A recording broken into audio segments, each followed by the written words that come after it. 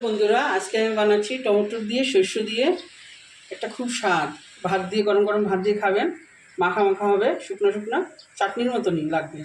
দেখেন তার জন্য কী লাগে: টমেটোর টুকরা করে কাটা আর শস্য বাটা। শস্যটা আমি 1.5 চামচ নিয়েছি, গ্রাইন্ডারে গ্রাইন্ড করে নিয়েছি। তার জন্য একটা কড়াই বসিয়ে দিয়েছি।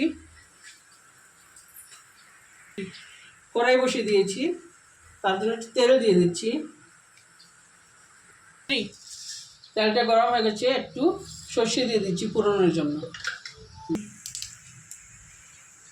শস্যটা ভাজা হয়ে গেছে, এখন টমেটোটা ছেড়ে দিচ্ছি। 1/2 চামচ নুন দিয়ে দিচ্ছি স্বাদ অনুযায়ী। হলুদের গুঁড়া দিয়ে দিচ্ছি, একটু নাড়াচাড়া করে নিচ্ছি। 2টা কাঁচা লঙ্কা দিচ্ছি আর একটু মরিচের গুঁড়াটা দিয়ে দিচ্ছি। এখন শস্যটা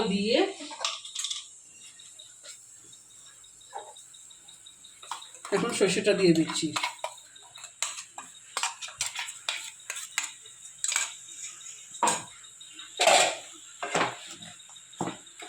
একটু ভালো মতো কষিয়ে নেব।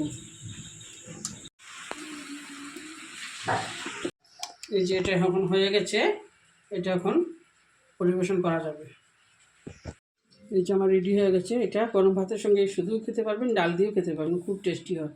ভালো লাগলে কমেন্ট করে জানাবেন আর বানাবেন ঘরে। Thank you.